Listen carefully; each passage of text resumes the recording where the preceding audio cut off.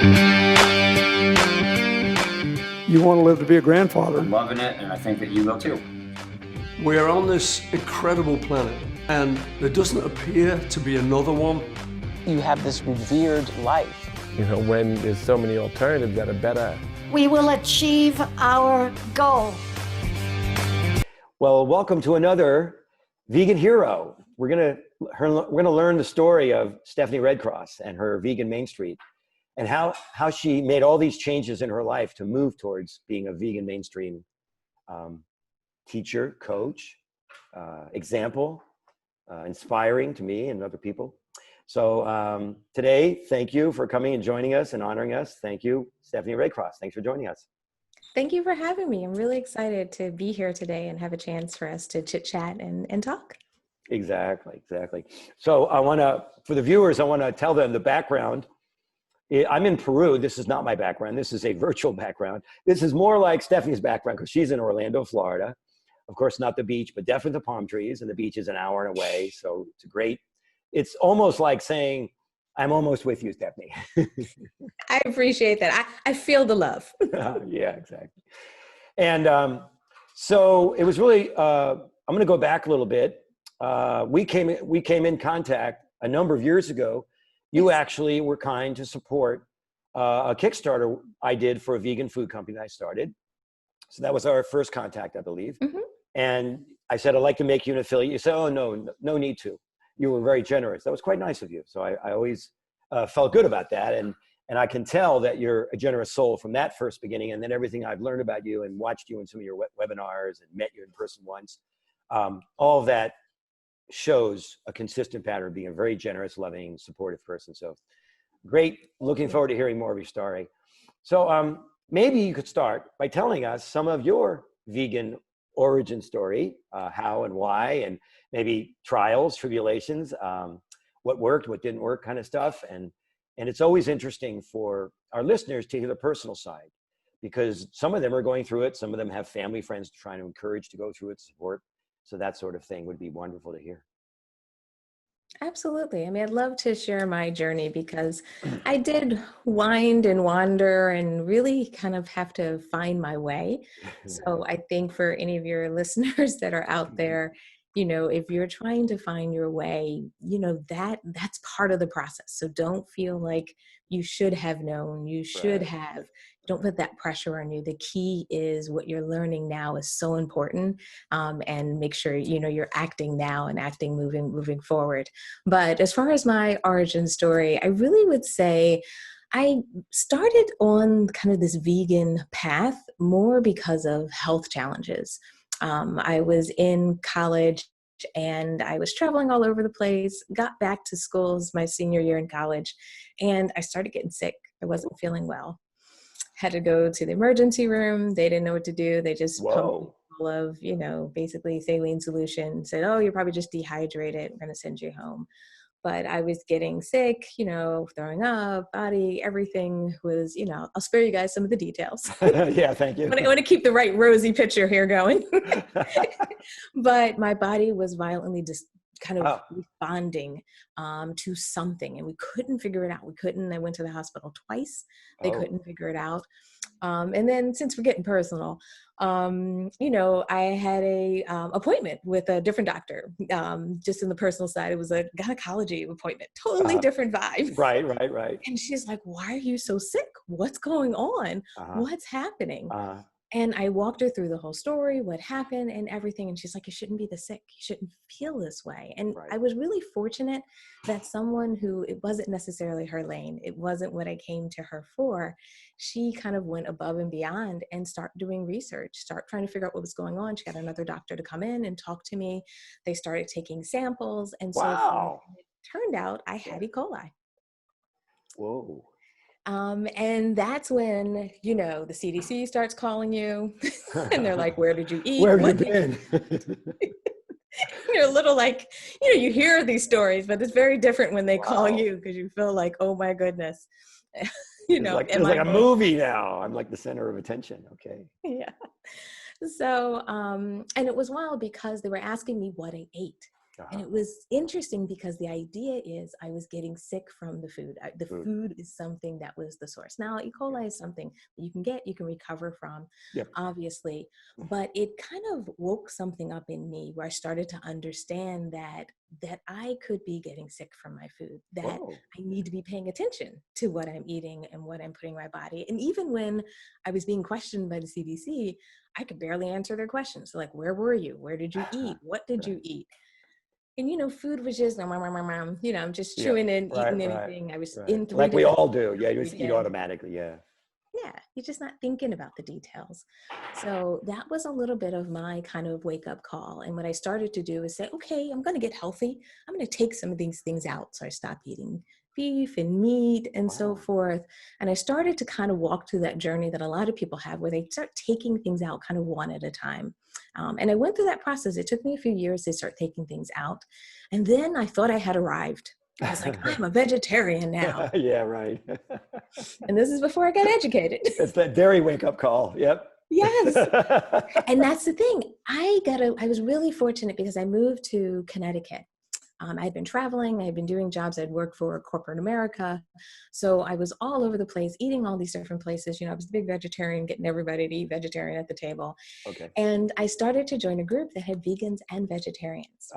And I started hanging out a little more with the vegans. And someone pulled me to the side and they were like, you're saying that you're worried about your health, but they were like, do you understand what happens with dairy? And I said, oh, no, I didn't. What do you mean? All the commercials. Right. And I started to get more educated. Okay. And then when I really got kind of bopped upside the head was when I understood the animal suffering. Yeah. When I started to understand not just what happens on the meat side, but on the dairy side and what I was perpetuating. And the choices that I was making, the impact that it had on these animals. And the idea that it's not something I had to do. It's not something I needed.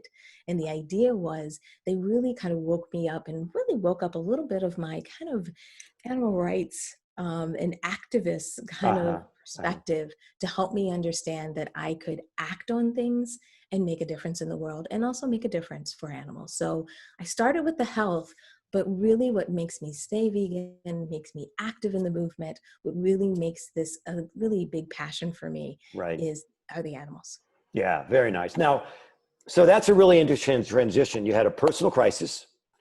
You started examining self-examination, and then that led to self-reflection and more compassion. Beautiful story. Very nice. What period of time was that? A couple of years, 5 years? Well, school was 1998, so that was a while ago. I would say I went vegetarian probably around 2000, 2001, 2003, and then I officially became vegan in 2005. Oh, so like 3 or 4 years, right there, fast. Yeah, nice. Yeah. And then how about your surroundings? How about your friends? You were in Connecticut, you said, in the north? So conservative, probably still in corporate America. So business lunches, not that great. How about your family? Did they accept you? Were you married? Did you have kids? How about your best friends? Were you influencing them? Were they resisting you? What are some stories there? Because I want to share one story with you. When I went vegan, or when I went vegetarian first, and 10 years later, I tried vegan. I went vegan. And my first 10 years, I was telling people, my opening line was, meat is murder. Okay. I had no friends left after a few weeks. And I was very lonely, vegetarian, vegan, for 10 years. So I've recovered from that. I'm a recovering vegan, so to speak. But anyway, so I'm glad to hear. So what were I think we've all kind of gotten on one of those paths or taken Yeah. one of those lanes at one point because we're like, don't you know? Right, Don't you know? We always want to shake people. How do you know? A 19-year-old, I was making dinner for a family I was visiting, and a 19-year-old son at the family is not a vegan. Nobody in the family is a vegan. I'm the guest, but I'm making dinner because I want them to introduce him. And I'm serving vegan pizza. And he tells a joke at dinner. He says, how do you know when someone's a vegan? And his older sister looks at him and says, I don't know. He says, don't worry, they'll freaking tell you. So I'm very guilty of that. I'm always talking about it. And I made it into my business like you did. We integrated our life. But anyway, so friends, how about social life at that time? How about family life at that time? How about peers in the workplace? What was going on? Any pushback? isolation, friendly reception and helpfulness? I think it was a little bit difficult because especially I was in corporate America. I mean, I had one of those corporate jobs. So, we had events and outings, we would even down to people bringing in food, bringing in the donuts and things like that that are really deep in the culture. Was hard because for a lot of people, they bring in snacks. Even if they made something at home, I would almost feel bad that I didn't try it, Right. that I didn't taste it. Yes. Sometimes people felt it was an initial rejection of them. No. And it was hard to kind of have some of those conversations in the beginning to let Yep. people know, hey, this is what I can do. This is Yep. what I can eat. And I think I was lucky that I had a couple of people that were excited about what we could do around meals and activities where we could eat. So having at least one person that was a flexible eater, I wouldn't call them, maybe they were flexitarian in a sense. Yeah. They would really advocate for, hey, why don't we try this? Why don't we try that? I was also lucky I had a really good team. So my core team would try to accommodate as much as possible. But I think it had to do with my approach, meaning if I did too much pushing back, if I created the distance, if I created the, purist concept of I don't eat that, I don't do that. Right. I think I would have had a harder time in corporate America. I think what I ended up doing is I started bringing them on my side. I started baking more, which if you know me, I like to bake, but I'm really not the girl in the kitchen. I can do the job and I can do it pretty good, but I'm not, let me make it from scratch every time. Right. But I decided that maybe this is something I should be doing because if I want them to understand what it's like, I want them to understand that we're still peers, we're still we have that same connection, then I needed to bring in some banana bread. I needed to bring in some cupcakes. I needed to bring in things so that they could have that same experience with me. And then we could have bigger conversations if and when the time was. And that was really big for me, is making sure that I was more active in it. If we were going to bring in a cake, like for a birthday celebration, I became really close friends with the administrative assistant of any of our CEOs and so forth. And what they would do is also order something that I could eat, so that I could participate. And I think kind of being a little bit more collaborative on those solutions helped me not be as isolated at work. That's really nice. You made a really good point. So I just want to say that one of the normal paths, introducing friends, colleagues, family, is comfort foods, especially desserts. Yes.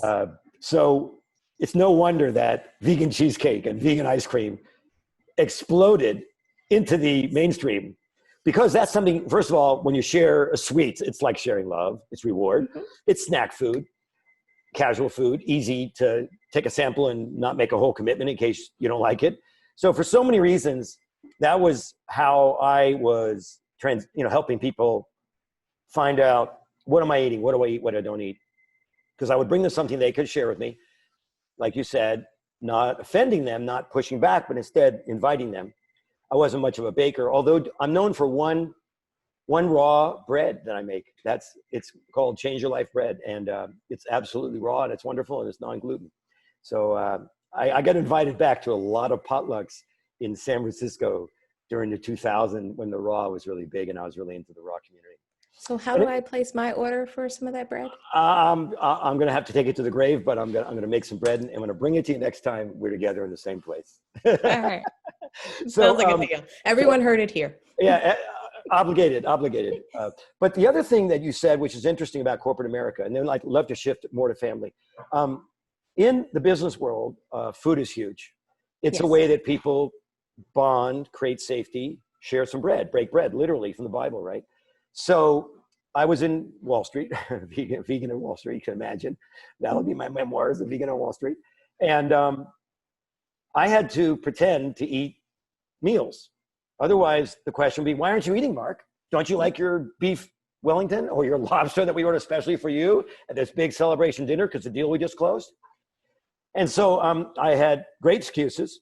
I would say I have a training run later. I'm training for a marathon as a runner. And so that was a great one out for me. I'd push That's a good one. I'd push things around the plate. I'd eat the vegetables and I'd push things around the plate. Sometimes I would order a salad saying, yeah, I have a training run later today if it's lunchtime. So that was how I tried to be more cordial and more subtle after my beginning. Yeah. I wasn't so subtle. And you know, one other thing I used to do is I would eat before those dinners. Yeah. So that I was covered from a food Right. standpoint. I wasn't at those dinners, you know, negotiating with the staff and back in the kitchen. What's in that soup? Yeah, right. Yeah. And so that way, I didn't have to make the big kind of conversation around it at the table. Right. A lot of people weren't ready for that conversation. They weren't Not ready only for that, me. They feel like it's making them wrong. We don't mean to, but we sound authoritative. Yes. We actually sound like we're putting ourselves up above and talking down to people. I've done it by mistake many times. I've watched other people do it. So you're exactly right. By not having to have that big declaration of, oh, this person needs this recipe told before they can order. What's in the soup? What's in the vegetables? Are they flavored with bacon or chicken stock? Yeah, that's a great point of not having to make it become the center of attention at the table. We're there to socialize and get to know each other and build bonds. Absolutely. And sometimes even now, if I have to do something, I'll actually go away from the table to have that discussion so that when the meal comes, we all are enjoying the meal. I'm not having is this, is this that? We didn't use chicken broth. Like I didn't have to, I don't have to go through my checklist. Right. And then we all get there and we all get to enjoy the same experience. Our meal's there. We get to share. How's your meal? How's mine? Oh, mine's really good. And people are like, really? What did you get? And then I have a different conversation, a different experience. Yeah, it's an upbeat conversation. It's discovery instead of making wrong. Yes. Beautiful. One of the things that happened for me, you might have experienced this. If I do happen to say to the waiter or waitress, I'm a vegan, could you ask the chef if they can make some vegan food for me? And then I used to see people hand out cards. I never did this, but I would give an example of, I noticed on your menu, you have spinach. I'd love spinach. Baked potato. I'd love that. Mm-hmm. If you have some carrots and peas, I'd love that dish. Whatever you have, sauteed spinach, onions, whatever. And I would get this platter.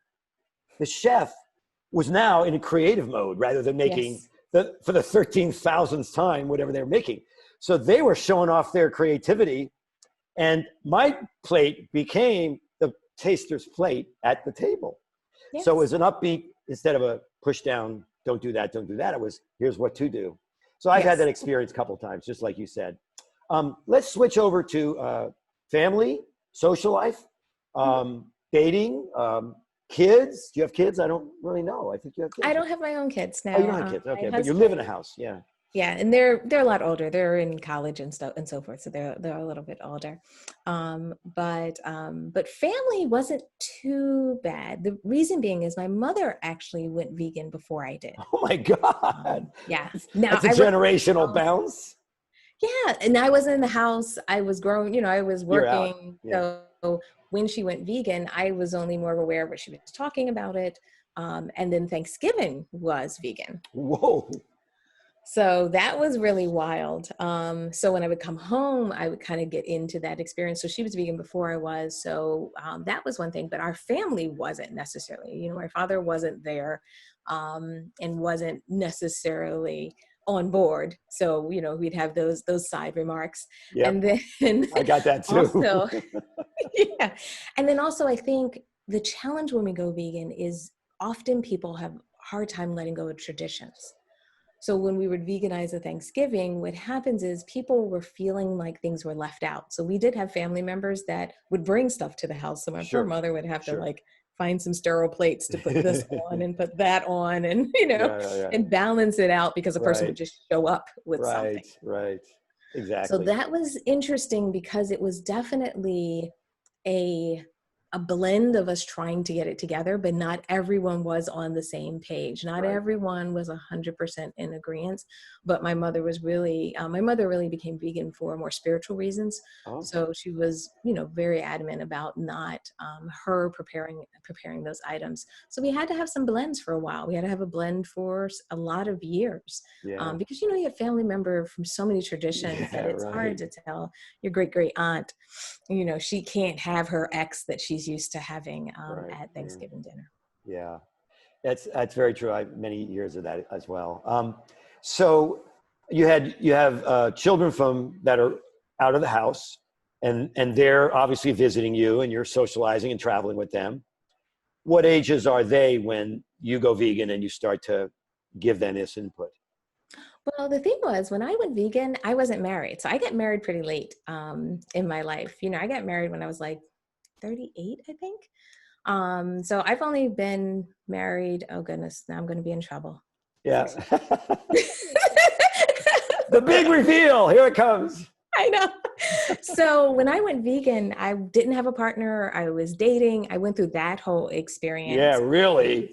Yeah. So I didn't necessarily have to kind of migrate my family or any of that stuff because I didn't have that at the time. But a lot of my friends were kind of struggling with it. But most people knew me as a person that really I'm a person that likes to work with my friends. I like to support my friends. So a lot of them would try to find ways to support me. They would try to pick vegan restaurants. They'd try to pick a place that worked. So I didn't have as much rejection, but I definitely couldn't have those deeper conversations.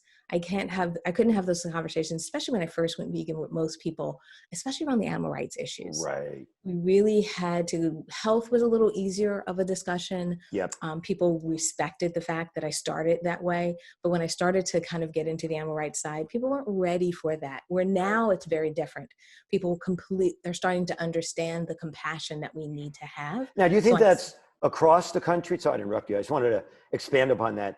Are you speaking about your circle, people in Orlando, people in the East Coast, or do you think it's really the whole country? Let's talk about America, where we know it best. I think America is more open to it now. I think America is more willing to try. And I also think, when you start to look at most of the vegan businesses, a lot of the vegan businesses, especially food-based businesses, are being supported by people who are not t-shirt wearing vegans. Right. There are people who are eating plant-based meals, but they're not necessarily there yet. Now, I'd love to get them there. I'd love to move them there. But to me, what that shows is that there's interest in it. People understand the value in it. People are willing to have some of the dialogue about it. And even now you'll see, news articles and things come out where people are trying recipes, where before, if it had the word in it, it was already considered it was going to taste like cardboard. Yeah, exactly. They didn't even want to believe and try. So I really feel like that has changed. But I definitely feel like we're not completely there, but I think more and more people are trying it. And even we talked about, family from the standpoint of their transition. But even when I was dating my husband, when we started dating in 2010, he realized, and we knew each other for kids. We have one of those crazy stories where I took him to my prom and senior year, and wow, we were dating and all that stuff when we were both in Philly. And then, I went to college and I was too big and bad to, I was living my new life. So you're up and out. Yeah, we came back together as adults. Wow. And we started talking about it. I started telling him about it and what I was doing, and he wasn't vegan.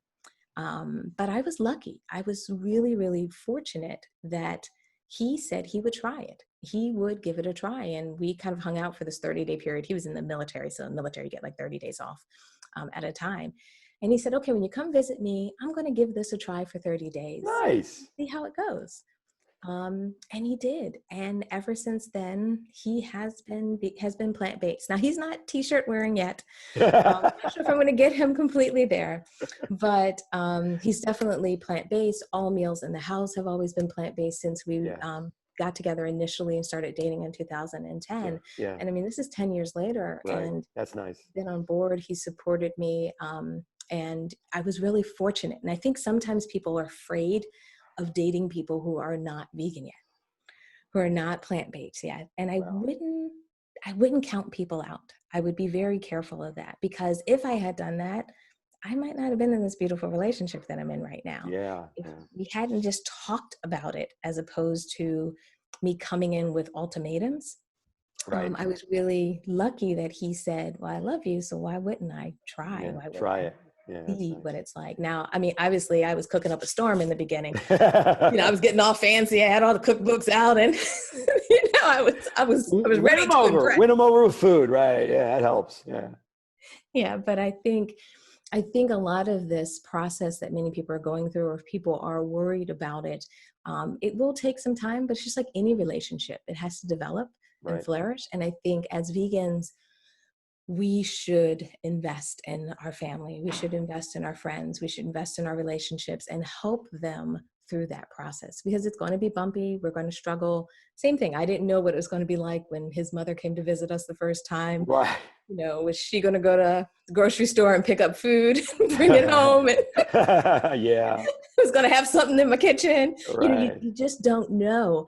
But I think folding your arms and getting worried about it is maybe not the best approach, but try to find that bridge. Try to find that way to have some of those discussions. Yeah. Because when you can have the conversations, I've found that it's much better on the other side. Yeah. That's very smart. That's emotional IQ you just talked about. That's really high. Nice. You reminded me of a joke. As I mentioned to you before we were talking, that I've been a vegan a long time, vegetarian a little longer, and I haven't gotten any of my family to go vegan. And I feel like I'm a bad vegan. I'm a failed vegan. No.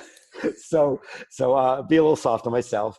And so much years ago, I had a little extra money, and I made this. I financed a film, and the film was a story of 6 diabetics who went vegan under a doctor's supervision and reversed their diabetes. I think you know about that film. And I did it because I wanted to show people facts and information that they could Yes. go, oh, credibility. Oh, I either have that or I don't want to get that. And this is based on evidence and science. And it's a lovable, you know, there's a nice story of the arc of 6 people going through their steps. So you kind of said it, you know, that come with love, come with open arms and a helpful, supportive attitude, and you'll get better outcome. That's for sure. And so I've had a big transition from my meat is murder days to here's a film, maybe watch it, see if you like it. Yeah, that's it for me too. Yeah. I wanted to mention a statistic that I think would frame some of the market trends that we're going to be talking about in a minute, and I'd like to get to hear about your business and how you moved in that direction. So recently, Nielsen released a report, it was last week, saying that 120 million Americans identify as flexitarians.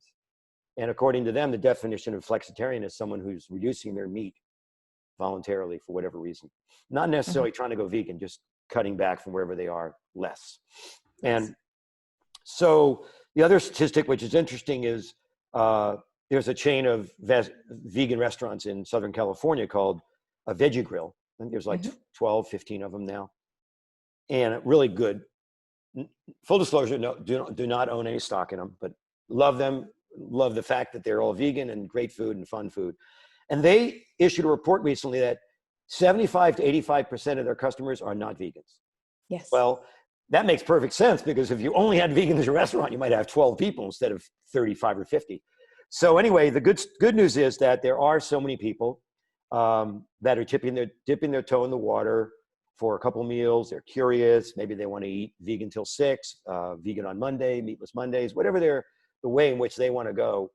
We support them. And that's our job as compassionate vegans. We want to be compassionate on the animals, compassionate on the planet, and compassionate on our meat-eating, loving friends who are just not there yet. They haven't woken up to what they could wake up to. And that's a great thing. So with that big number out there, you got a lot of young businesses to grow. Tell us about your coaching. Tell us how you went from mainstream corporate America, which most of us know it's, you know, dress up, wear a certain uniform every day, or you get frowned upon, and you might not, your career might be stalled. There's other pressures like fit in and sound and look like what people expect so that they do business with you more easily, less obstacles. I have experienced a lot of that in my career as a vegan in Wall Street. So talk about some of the transitional pieces to your story, if you like. Maybe there's one story you want to share that might have been formative and motivational. And then maybe you'll share some of your early business activities in the vegan space. And maybe you'll talk about the arc and the transition where you are now and bring us up to date. Absolutely. I mean, I think from a transition standpoint, I had grown up in an entrepreneurial family. So I understood the entrepreneurial structure, the kind of sometimes bootstrapping, the concept of kind of wearing multiple hats and being able to kind of jump from skill A to skill B to skill C very quickly or, looping between those. Yep. Yep. Yep. Yep. So as you start to realize that you're going to do a lot of juggling, what I found is that I wanted to lean into that more. I loved the skills that I had built and the kind of training that I got from corporate America. And I had this idea of like, what if I could bring some of that to the vegan business world? Now, at that point, when I was saying vegan business world, most people frowned at me and they didn't know. Right. What is a vegan business world? Yeah. Yeah. They were like, what are you talking about? But I had this idea that if we could bring that business acumen to people who are running businesses, because many of them are great at their craft. Yeah. They have the skills, they just do these amazing things, whether it's an amazing restaurant or whether it's skincare products, you know what I mean? And whether it's even a service, base that someone is doing, especially from a sustainability or teaching people how to, reduce, the products and things that they're using and potentially disposing of. What happened is I found that people struggled with the marketing side. People struggled with the business side. They struggled with all of those kind of extra hats that can frustrate us as business owners. Yeah.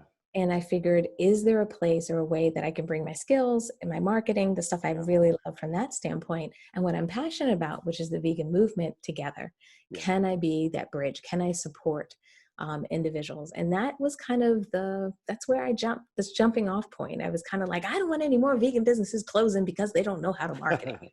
I didn't want this and didn't want that. Give us a set and setting. So what year, what market are you in? Like that. Absolutely. So this is in 2009. This is when I'm transitioning out of my full-time role at GE, and I'm deciding I'm going to start a business. I'm sitting down and saying, yeah, I'm going to do this. I can make it happen. I'm going to get a logo and a website, because especially back then, you started with some of those basic ideas. Sure. And what I did is started to just write out what my plan was, what I was going to do. Now, here's the thing that was tricky for me, and this is hard, I think, for anyone when you start a business, is your dream of who and what your business is going to be and what you think it's going to be and what it is going to be sometimes are totally different. Because when I first started out, even though I wanted to bring the corporate kind of expertise over, I think I brought too much corporate stuff over. Oh. Because I was thinking I was going to have like an agency type model. And back in 2009, businesses are not where they are today. In 2009, I tried to, have almost like a creative department and a design department and a content creation department and my website development department. And I had this huge staff. Whoa. Yeah, I was a little bit dreamy. Big vision, big vision. I know, you got to start big sometimes. And what happened is I found that my customers couldn't afford it. They didn't have the budget to hire an agency. Right. They didn't have the budget to say every month I'm going to kick out this for not just management, but also for advertising, social media, running their social media site, updating the plugins on their website. And that was one of those things where I had to adjust. I had to figure out, what does my customer need? And also, what can my customer afford? And I think that's a really good business lesson for many of us out there that are even thinking about starting businesses, is that we have to make sure we're pulsing the market, because sometimes we build what we think they need and want, and sometimes they're not ready. I mean, sometimes it takes time. Where businesses are today, if they were there in 2009, it would have been a totally different world for me. Yeah. But I had to make corrections. And I think it was really important for me to have that lesson, because what it's done for me over the years is understand that I know I'm going to have to pivot, that my business and as the market moves, as people move, there's going to need to be a little bit of flexibility in your business and some of your goals, because you have to move with the market. Right. That's really true today, because there's so much change happening in all markets today. So, so you're leaving, did you leave corporate America, like a severance, a buyout, the downturn in the economy, they offered you a buyout? How did that all happen? A little bit of both. The position that I had, they were actually downsizing. Uh-huh. So then I had an opportunity to take a new position, but I was living in California at the time. Oh, which city? So I'm really familiar with Veggie Grill because I was loving them. I was in San Diego. Wow. Okay. I was working. So I had to drive up to LA to get Veggie Grill at the time. But what happened was, so they had restructured and I had an opportunity to get a new role in GE, but it meant I had to move back to Connecticut. And I love Connecticut, but there's nothing like San Diego. Yeah.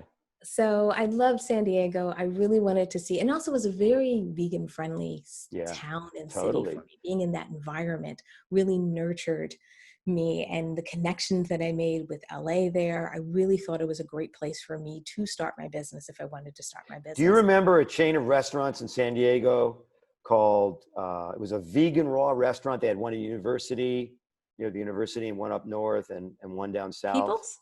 No, that's the stores. It was called, it was an herb, scallion or cilantro. So maybe. That was like 2003, 2004, 2005. No. Oh, I wasn't there in 2005. I didn't get there until 2000. I got to California in 2007. Ah, okay. Sorry. Because I was in San Diego those years. We could have almost crossed paths. Oh, that would have been real cool. Yeah. See how we were destined to meet. Yeah, there is a swirling that a lot of us get into where we're flowing. It's kind of like a field of energy. It attracts certain people. You vibe to it, you stay. If you don't vibe to it, you go to a different field. So I think you and I have had some similar paths. So then you're in San Diego. You decide to go like a solopreneur. You hang your shingle. You build a website. You get a logo. Did you have clients in mind? I had a client in mind, and my first client was actually a vegan bakery. It's called Stephanie's Bakery. It was in Ocean Beach, which is ironic that Stephanie. But the bakery was called Stephanie's Bakery, and she was my first client. We decided to do like social media support. Right. This is when we were doing like managing people's social media campaigns, and I was so excited because I've been going to the restaurant, and supporting them just as an individual. And that was kind of my first way of building clients, that businesses that I either interacted with, purchased from, supported over the years. Yeah. I went to many of them and said, do you need marketing support? Can I help you? What kind of support do you need? And we started to build kind of packages around that. But I was so excited. You should have seen me because I parked around the block. And I'm glad I parked around the block so she didn't see me like skipping back to my car because when she agreed, she wrote me like the check that day for the first deposit, which I didn't expect. So I was just grinning back to the car like, this is going to work. This is going to work. Like I like you know it, but it's such a nice thing when you get that kind of validation. Right. So I was really excited with her being my first client, and she was local, so it was great. So we could interact and talk. And then from there, we just blossomed out and started getting bigger and bigger clients. Probably back then, one of my biggest clients that we were able to get was Engine 2. Yeah. Wow, that's a big player in the vegan. Yeah. Hmm? They're a big player in the vegan world. Yeah. Great. And we ran their websites for almost 5 years. Nice. So it was really great to be able to kind of work with a lot of small local businesses, but also be able to kind of play on a little bit bigger scale with organizations like Engine 2 and so forth. So that's where we started, not so much in the coaching consulting, much more that hands-on marketing. Yeah, service set. So give us a little bit of a feel for the difference between serving a small restaurant, one location, I assume, the bakery, and then Engine 2, which is connected to a pretty big play, the father's medical background and that messaging, and then the products going out into the Whole Foods and other retail chain. And then I think they had some other services. So it's a pretty different client mix between those two. Absolutely. And even to this day, I would say when I first started out, I was doing more restaurants, bakeries, a lot more of that brick and mortar. But over the years, we've actually migrated away from, and not so much intentionally, it's just, there's just so much need everywhere that we're trying to find the right kind of mix, that we actually support people who are vegan doctors. Yeah. We support authors. We're supporting people who have vegan makeup lines and skincare lines. So Nice. the diversity of our customer base is really pretty vast. And to your point, even in the beginning days, a lot of what we were doing was social media, because back then it was very, very buzz. So most of the restaurants, brick and mortar, a lot of those individuals that we were working with, we were doing the social media support. We expanded out to websites, because what we found is when I was sending traffic to those websites, They don't convert. Nothing happens. Yeah. it was a little scary. So we figured, okay, let's make the experience better on the website. So we started building websites. We started partnering with individuals who were having like large scale events. One of my clients, even to this day, I can't believe, as I'm thinking about right now, how many years we've been working together. They do a huge event in Marshall, Texas, called Health Wow. Fest. And we initially started out same thing, doing websites for them, where now we help them with, running the event. We still do a little bit of website work for them, because Tell us a little bit about that Marshall, Texas event. That's a vegan event? it's a vegan event, and it's so Wow. awesome. We're supposed to have it in May. So it was impacted Yeah, of by course. everything going on now. So fingers crossed, we'll either have it in the fall or they'll have it next year. Okay. But it's a really large scale event. It's a 3-day event. In the Wow. past, they would have 3 tracks.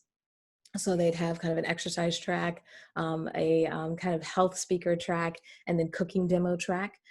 So it was great because a lot of people would fly out from all these different towns, from all these different places, to come to Marshall, Texas, which Yeah. is a really small town. Yeah. My client, her and her husband was actually mayor of the town for a short period of time as well. I think I heard something about this guy, right? Yes. Did he have Yes. the town go? Yep, actually get them introduced to veganism and so forth, and by bringing in the event, bringing in the doctors and so forth.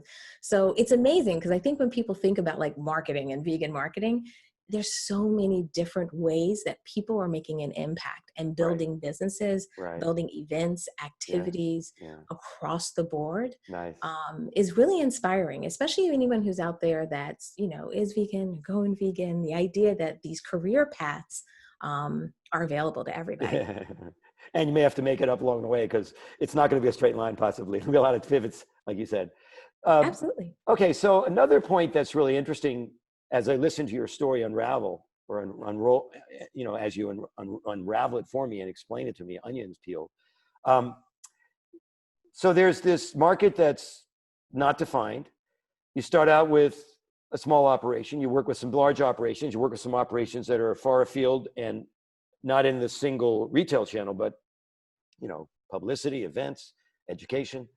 What did you learn, or what was your assessment about the vegan economy, about the trend, about the volume, about the, is it going to be something that goes up and, like raw foods, kind of gets less popular because it burned out?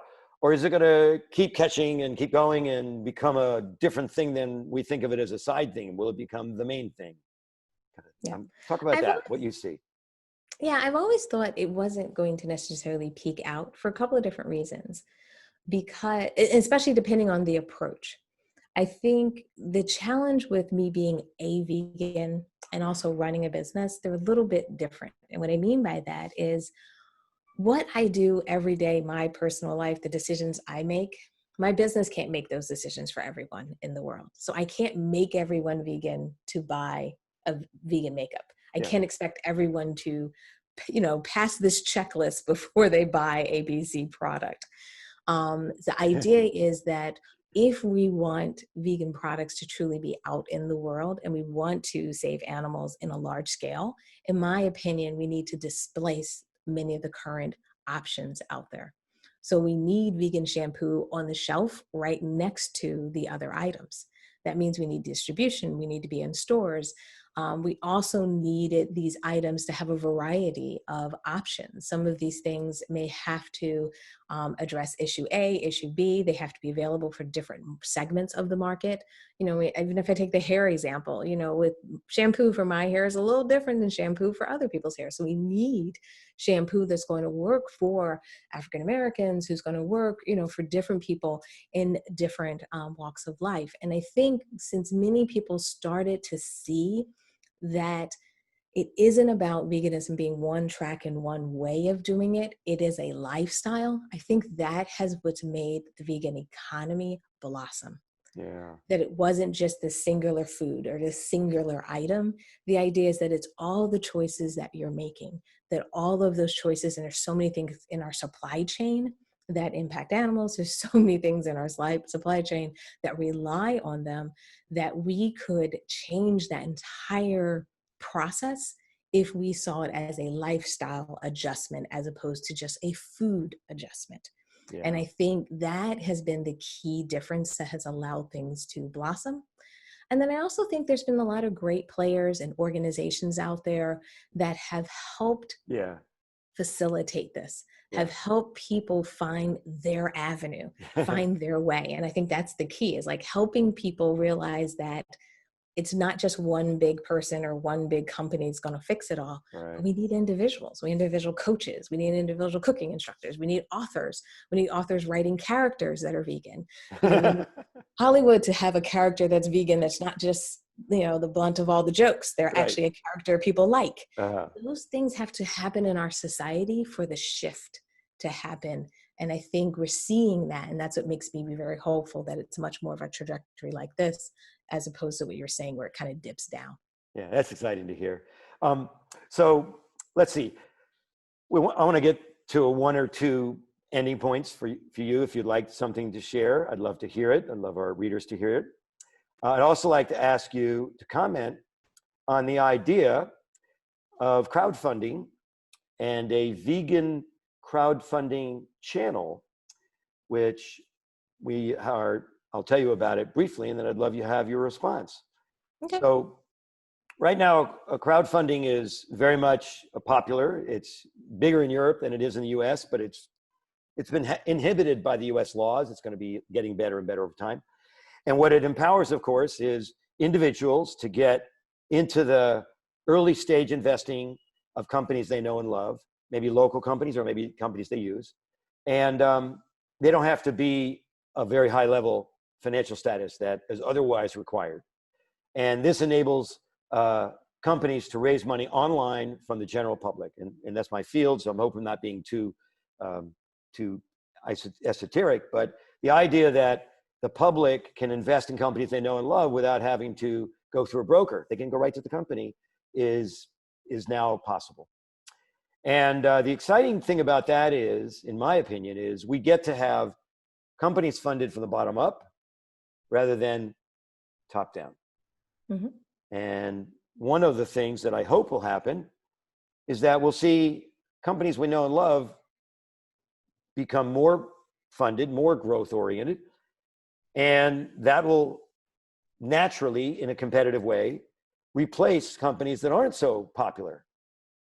And so if there's two products on the shelf and one of them is providing a better user experience, let's say, as we say online, customer experience, maybe in person, then that'll have more shelf space and the other product may disappear.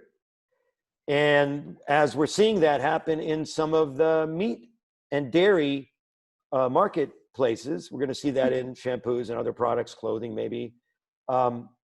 So this idea of allowing the general public to invest when it's early and support companies and help foster these companies when they're youngest and when it's hardest to get investors. 3 years down the road, it's pretty easy for Beyond Meat to get investors. But when they were just starting out, it needed to be somebody who was able to live with risk and unknown and uncertainty. And so that's one of the things that cause-based investing and values-based investing can bring. So have you been looking at vegan or any kind of crowdfunding, any vegan crowd funds? If you've had any experience there, I'd love to hear it. And then what do you think of this idea of enabling vegans as a community to invest in vegan companies that are early? First of all, I love the idea because we definitely need more investment. There's so many people who are starting businesses and they're putting everything on the line. They're using their 401k, they're using all of their resources. And while, we definitely all need to invest in our own businesses, for people to be able to scale, for people to be able to do more, reach more people, help more people, often they need those investments. So I think being able to facilitate that connection between the individual or helping people who want to invest in a company, but they don't know who to invest in, when, how, do you know what I mean? How to really help, and also how to stay connected to that investment. Because you can always do a donation, you can send in a check, but it's nice to know where and how those dollars are being used. So I'm assuming with what you're going to be building, it may help people kind of be a part of that community and be a part of the support system. Because I guess for me, when I think about businesses need the money, but they also need the tribe. They need the group. They need the community that is behind them and tells the world about them, even if it's in a small way, even if it's just, I told my 200 friends on Facebook. The idea is, if you have enough of those people telling 200 of their friends, then you can start to get some of that word of mouth marketing going. And I really think that can be huge for a lot of our businesses that are that people are trying to get started. Now, I'm going to ask you, maybe I'm putting you on too much on the spot, so let me know. I'll back up. No, I'm ready. Will the I'm from Philly. I can Yay! I'm from DC. We're close. We're neighbors. I'll see. Are you going to, is this fund going to be for all different types of businesses? Will it include service-based businesses? Will it just be food-based businesses? Or maybe what's kind of the variety of Great question. opportunities you're going to explore? Well, it's still in formative stage. We're getting help from some nonprofits, some vegan companies that are, some of them are quite large. They have global presence. We're getting some input from medical doctors who are vegan medical doctors who want to see this happen, and they're backing it and supporting it. And we're working with some professionals in the crowdfunding space. Nice. And so the idea is to help vegan people or vegan focused people. So if you're not vegan, but you like the vegan space, you want to support it, you want to be part of it, you could join this vegan investing community. You don't have to swear to be vegan. You just want to know about vegan companies that need some money, and you'll pick one and you'll invest in it. So that's the goal, is to help connect small investors with things that they believe in, they're passionate about, they want to see happen. Yeah. So it's very much open. Oh, good. But on the backside, which, every marketplace is two-sided. So on the incoming is the investors and the participants. On the backside is the companies, and they're going to be pretty much vegan only. Now, clothing, services, sustainability sometimes has a vegan flavor to it. Certainly food, nutrients, whether it be vitamins or shakes or bars, supplements. Yeah. So I think there's lots of companies out there that will need this, and so that's why the group of us that have been talking about this are putting it together, and we're calling it the Vegan Investing Community. I like it. I really like it. It's exciting to hear that, because that is one of the big pieces of the puzzle I think that's missing.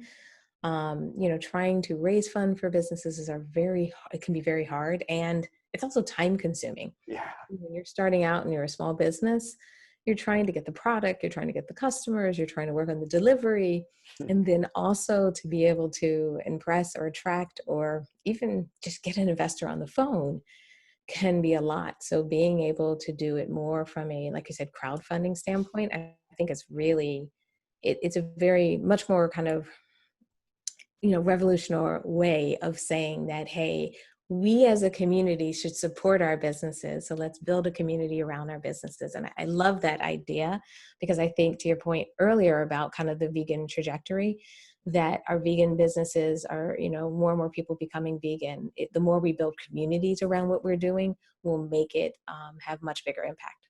That's a great statement. I love that. Impact, that's what it's about. Tell us the last thing, final question. What's new for you? What's coming for you? What do you see yourself doing differently in the next 2 to 3 years? And what is one thing you'd like to share with all of us that you think we might either benefit from or we might utilize, to be more impactful?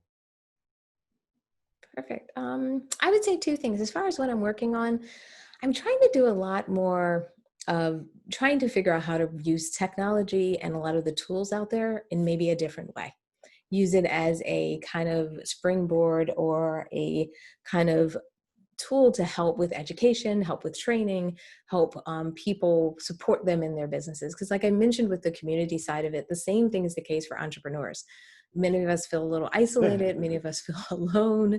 Many of us feel worried or stressed. And if we had someone to talk to, if we had someone to collaborate with, if we had those kind of places where people can kind of work together, I think is big. So a lot of what we're working on now, which is our long-term plan, is building those communities. Like we created this Slack group, which not everyone uses Slack, I know, but that's my whole thing is I like to use different tools. And we created this thing, it's called the Vegan Mainstream Village. It's free. Wow. Okay. And we're trying to get people in there so they can communicate in a distraction-free zone. Because Facebook's great, but I even get distracted in Facebook. So can we do that? We're creating things like accountability buddy programs. So we're matching up members, same thing for free, with other members of the village so that they can collaborate, so they can meet, so they have support systems. So a lot of what I'm doing is that we have this podcast idea that I actually just launched yesterday.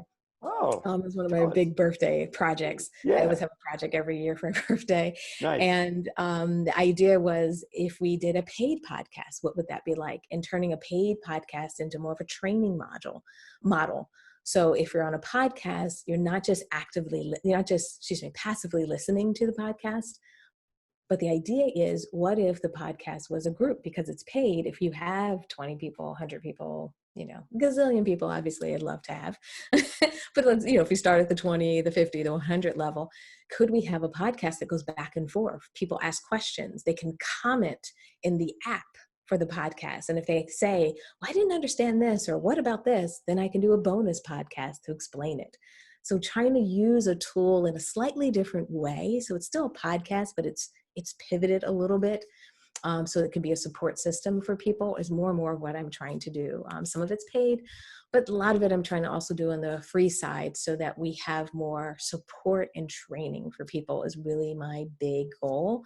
And also bringing people together, because like in our podcast app, you can comment and somebody else who's a member can comment back, and you can have conversations now, even as an avid podcast listener. And to me, I hadn't experienced that before until I discovered this software. So I was like, oh, this might be cool. Yeah, I haven't heard of that either, because a webinar is a little bit interactive because I can either type in a question, or if they enable me, I can actually ask a question verbally. But this is different. I can crosstalk to the other members. So it's more of a group interaction. Is that right? Am I understanding it right? Yeah, it's more of a group interaction. Now, it's still digital based. It's in your phone. It's an app. But the idea is that, yes, so you can listen to the podcast while you're running, while you're walking. But then you get home, you may say, oh, what about this? Or has anybody else tried what Stephanie said? How did it go? They can even question each other. And what happens is it's kind of a collaborative approach for implementation. Okay. Is it live or is it pre-recorded the way? It's pre-recorded. Oh, that's why I call it a podcast, not a webinar. Got it. Okay. Yes. Yep. It's pre-recorded. So it's all ready for people and they can watch it, listen to it whenever they want. And it comes out like every 2 weeks, I send out a new session. Now we just started. So this is the plan. Tell us the name of this podcast again.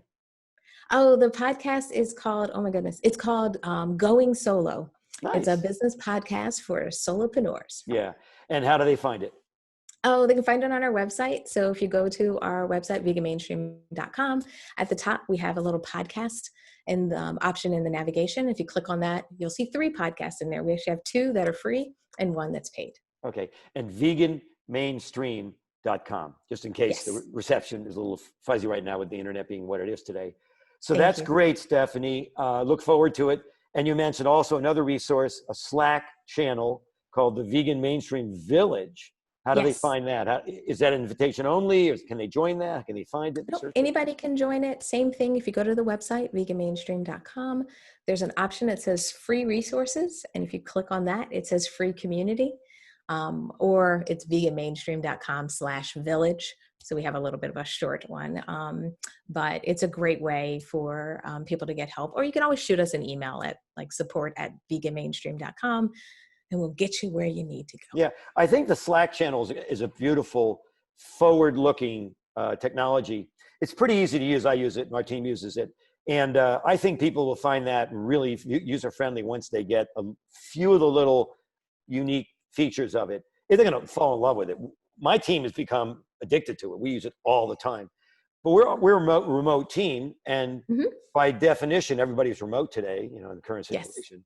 So that's a That's what great, great that's what use. I'm I hoping think, is you use it as experience, and then it yeah. also helps you in your business. So I'm trying to use tools that not only can you use to learn yourself, but you can incorporate it Then you into can your within team. your team, as you expand your team. That's great, Stephanie. I want to thank you so much, Stephanie Redcross. And I noticed Stephanie Redcross -West. Yes, that's because I got married, Yeah, I apologize. I didn't introduce you properly. It's not a problem at all. I didn't use your. Most people know me as Stephanie second name. Redcross. Yeah, that's how I know you. So I want That's to the say thank beauty you. of getting married at 38. I've Okay. established my business. And Stephanie also, Redcross. I have one more little piece I want to share with you. Like you, I got yoked late, not married, but very committed. And when I met her, she said, "What's a vegan?" So there is hope at the end of the tunnel. We now live a vegan household, so it's very wonderful. Oh, that's so beautiful. Okay, thank you so much, and bye. And I guess go forth and prosper. Love it. I love it. Thank you so much for having me. I so appreciate it. I had a great time chatting with you. This was really fun. Very fun getting to know more about you too, Stephanie. We'll talk to you soon. Bye bye. All right. Look forward to collaborating with you in other ways. Absolutely. Bye bye.